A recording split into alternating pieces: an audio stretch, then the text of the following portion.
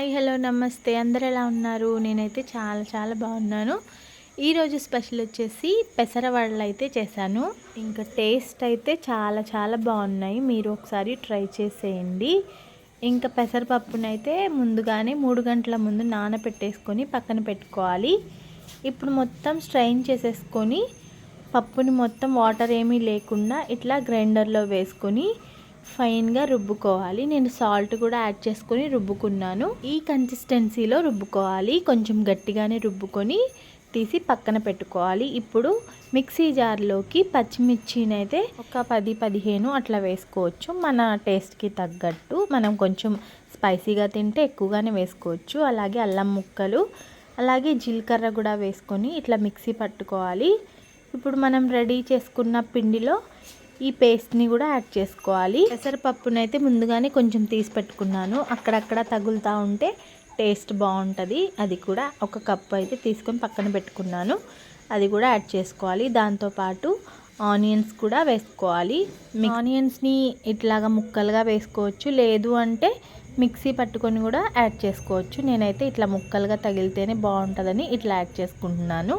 ఇదంతా ఫైన్గా మొత్తంగా కలుపుకోవాలి. మనకి ఉప్పు కూడా చూసుకొని చెక్ చేసుకొని కలుపుకొని చూపిస్తున్న విధంగా వడలు కూడా చేసుకొని ఇట్లా డీప్ ఫ్రై చేసుకోవాలి. ఆయిల్ కొంచెం హీట్ అయిన తర్వాత ఇంకా ఫ్లేమ్ని తగ్గించుకొని వడలను అయితే యాడ్ చేసుకోవాలి. మరి హైలో పెట్టేసుకున్న వడలు అయితే ఎక్కువగా కాలవు. మంచిగా క్రిస్పీగా అయ్యేంత వరకు ఫ్రై చేసుకోవాలి, ఫ్లేమ్ని అడ్జస్ట్ చేసుకుంటూ. ఈ పెసరపప్పుతో వడలే కాకుండా దోశలు కూడా చాలా బాగుంటాయి. ఇంకా పెసలు, పచ్చ పెసలతో ఇంకా టేస్ట్ బాగుంటుంది. ఈసారి తప్పకుండా అది కూడా ట్రై చేస్తాను. మీరు కామెంట్ చేస్తే. ఇప్పుడు ఈ విధంగా ఫ్రై అయిన వాటిని మొత్తం ఒక ప్లేట్లోకి వేసుకోవాలి. నేను ఇక్కడ పల్లీ చట్నీ చేశాను, ఇంకా టమాటా పచ్చడి ఎండుమిర్చితో చేశాను అనమాట. ఈ పెసర వడలు మార్నింగ్ బ్రేక్ఫాస్ట్కి చేసుకోవచ్చు, లేదు అంటే పిల్లలు స్కూల్ నుండి వచ్చిన తర్వాత అయినా కూడా పిల్లలకి ఇలా చేసి పెట్టేయండి, ఇష్టంగా తినేస్తారు. నేనైతే మార్నింగ్ బ్రేక్ఫాస్ట్కే చేశాను. ఇంకా పిండి ఉంటే మొత్తం వడలు అయితే చేసేసాను అనమాట. లంచ్లోకి దీంతో పులుసు చేసేద్దామని అయితే ఫిక్స్ అయిపోయాను. ఇంకా కడాయి పెట్టేసుకొని కొంచెం ఆయిల్ వేసుకొని కొన్ని మెంతులు, పచ్చిమిర్చి వేసుకొని ఫ్రై చేసుకొని ఇట్లా పొడుగ్గా ఆనియన్స్ అయితే కట్ చేసుకొని అవి కూడా యాడ్ చేసుకొని సరిపడా సాల్ట్, పసుపు కూడా వేసుకొని ఫ్రై చేసుకొని మూత పెట్టుకొని ఉడికించుకోవాలి. పెసర వడలతో టేస్ట్ చాలా బాగుంటుంది. పులుసు ఒకసారి ట్రై చేసేయండి. ట్రై చేసున్న ఒకసారి కామెంట్ చేసేయండి. ఇవి చాలా వరకు సాఫ్ట్గా అయినాయి కదా. ఇప్పుడు ఒక చిన్న 2 టమాటాలను అయితే సన్నగా కట్ చేసుకొని అవి కూడా యాడ్ చేసుకోవాలి. మనం ఏ పులుసు చేసినా ఒక టమాటా వేసుకోవడం వల్ల టేస్ట్ ఇంకా బాగుంటుంది.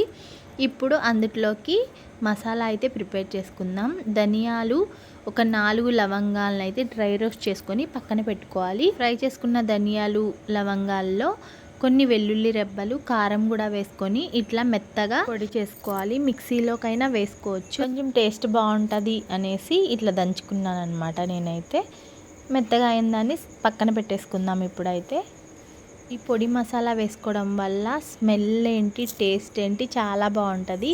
ఏ ఉల్లిపాయ పులుసు దేంట్లోకైనా వేసుకోవచ్చు. ఉల్లిపాయలు, టమాటాలు సాఫ్ట్గా ఉడికిపోయినాయి కదా. ఇప్పుడు అందులోకి చింతపండు రసం అయితే యాడ్ చేసుకోవాలి. మనకి పులుపుకు తగ్గట్టు చింతపండు రసంతో పాటు వాటర్ని కూడా మనకి పులుపుకు తగ్గట్టు యాడ్ చేసుకొని కొంచెం ఎక్కువ కన్సిస్టెన్సీలోనే పల్చగా ఉంచుకోవాలన్నమాట. ఎందుకంటే ఇంకా వడలేసినప్పుడు వాటర్ని పీల్చేసుకొని మరీ గట్టిగా అయిపోతుంది పులుసు అయితే. అందుకోసం కొంచెం పల్చగానే చేసుకోవాలి.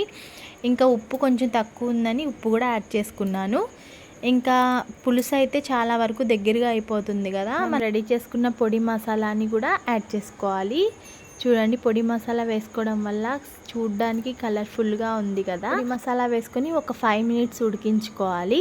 ఇప్పుడు ముందు మనం ఫ్రై చేసి పెట్టుకున్న పెసరపప్పు వడల్ని కూడా యాడ్ చేసుకొని కొంచెం మునిగే వరకు ఒక స్పూన్తో కలుపుకొని ఇంకా మూత పెట్టుకొని ఇంకో 5 మినిట్స్ పాటు ఉడికించుకుంటే ఎంతో టేస్టీ అయిన పెసరపప్పు వడల పులుసు అయితే రెడీ అయిపోతుంది. పులుసు మొత్తం పీల్చుకొని వడలు అయితే పులుసు చాలా బాగుంటుంది. మీరు ఒకసారి ట్రై చేసి ఎలా వచ్చిందో తప్పకుండా కామెంట్ చేయండి. వీడియో నచ్చితే లైక్ చేయండి. మరిన్ని ఇంట్రెస్టింగ్ వీడియోస్ కోసం నా ఛానల్ని సబ్స్క్రైబ్ చేయండి.